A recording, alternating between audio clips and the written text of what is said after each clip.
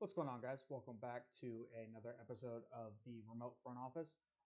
Today, we are going to go over my projection for the top five defensive teams coming into this NBA season. If you guys are new to the channel, make sure to like, comment, subscribe. If you guys are over on TikTok, make sure to go check out the YouTube channel. It is Remote Front Office on YouTube. We are posting, as of right now, we are on the once a week schedule. Once we get into the season, we will be doing Monday and Friday episodes. Today we are, as I discussed initially, we are going to be covering what I think will be the top five defensive rating teams in the NBA this year, due to some changes in rosters and just kind of how things adjust year to year. I do think that we will see some changes from last year. So just to give you guys kind of some insight into last year, we had the T Wolves at 1, Orlando at 2, Boston at 3, OKC at 4, and then Miami came in at 5. While I do think that a couple of teams do have the chance to slip out, I think Miami is probably the biggest candidate to slip out of this group. Another one that I think is kind of sneaky is the Boston Celtics. When they're missing Porzingis for a majority of the year, you have Al Horford at center. I understand it's not necessarily going to absolutely kill their defensive ratings, but I definitely think it'll hurt as far as the rim presence and just the general rim protection on the team.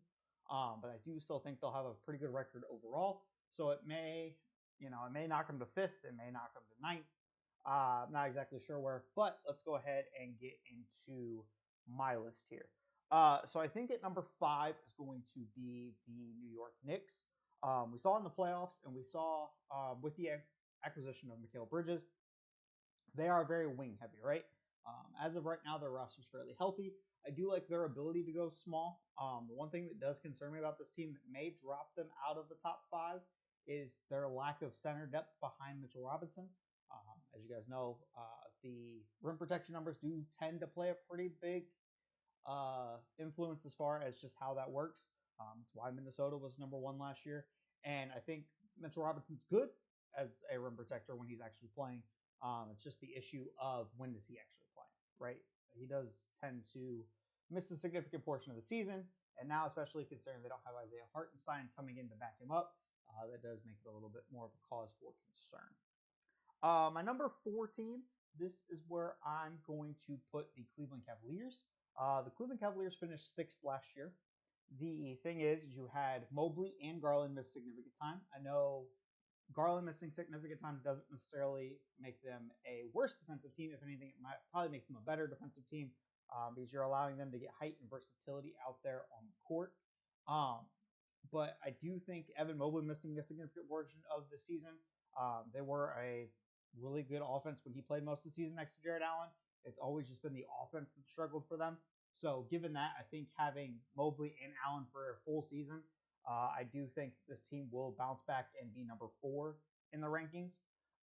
Number 3, I'm going to go the Orlando Magic. This team is pretty much built its entire identity around defense, which in 2024 is pretty rare. But I do like the versatility. The reason I think they drop 1 spot is because Jonathan Isaac typically doesn't stay as healthy as he was last year. I know he wasn't like over the top healthy, but I think just the amount of games he played really allowed them to have some more versatile lineups, right? You have him at the 5, you have him at the 4 sometimes.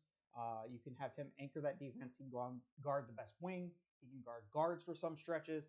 I think that general versatility. Now, especially adding in KCP. So, I mean, they're all defensive lineup. You can have Suggs, KCP, Wagner, Boncaro, and Jonathan Isaac. I think it's a pretty good lineup, as far as to close games. So I do definitely think that they are still in this group. I just think that you're probably missing a little bit more of Jonathan Isaac, and so that knocks you down a tier. Number 2, I'm going to have the Oklahoma City Thunder. The reason I have the Thunder at 2 is because they did add Isaiah Hartenstein, obviously, so that does help with the rim protection numbers. They have the ability to go big or go small. As far as if you have Chet at the 4 or 5, it can dictate what you do. You're still allowed to maintain your spacing because Chet at your 5 is essentially your 5-out offense still with SGA. They have a lot of younger guys that now had some playoff experience last year, so like a Casey Wallace, Jalen Williams. Those guys now can take what they learned in the playoffs and apply it to another full season. And then you have I would assume Chet's going to take another leap. I would assume SGA is going to take a leap. You have Caruso now. I think Caruso still probably only plays about 20 minutes, but probably the most important 20 minutes of the game, right? He's probably closing games. I wouldn't expect him to start. I would assume Lou Dort starts. But I mean, even if you run out a lineup, say, of like say their quote unquote big lineup, right? You have SGA, Caruso, Dort, Chet, Hartenstein. That's a really good lineup. Or you can even slide Chet down. You throw in J Dub.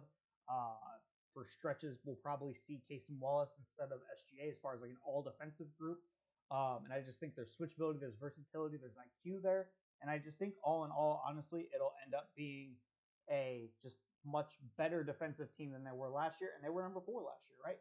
But I think given the maturity of the group and now adding in a guy like Caruso, who, if you watched any of the Bulls games, I mean, he was guarding power forwards, he was guarding 2 guards, he was guarding centers, he was playing all the, like, just his IQ as far as knowing a lane, getting a steal, the hustle, the effort, the shooting that he had last year, right? I think all of that put together just makes this team such a better unit when you're replacing Josh Giddey's minutes with Alex Caruso, right?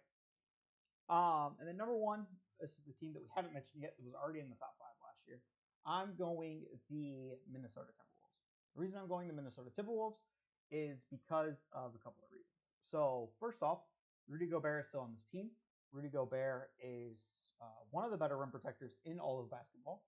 So that is, you take that, you combine it with Anthony Edwards gets another year of maturity. You have Jaden Daniels out there again. Terrence Shannon Jr., I think, even though he's a rookie, I expect him to still be a solid defender. Nickeil Alexander-Walker's back. This team can go big. They can go small. Obviously, they will miss Kyle Anderson's IQ, but I think all in all, they have good enough pieces surrounding their core guys. Cat can at least play defense for some stretches. Mike Conley's no slouch. He still is there mentally, if not necessarily physically at his age. But I do think all in all, this is still a really solid defensive group. And when Rudy Gobert is on the floor, this is one of the best defenses of basketball, and it's not really close. So I think taking all that into account, I still have the Minnesota Timberwolves as the number 1 defense in basketball this year. If you guys have any thoughts, comments, where you guys would rank them, put it in the comments below. I'll catch you guys in the next one. Peace.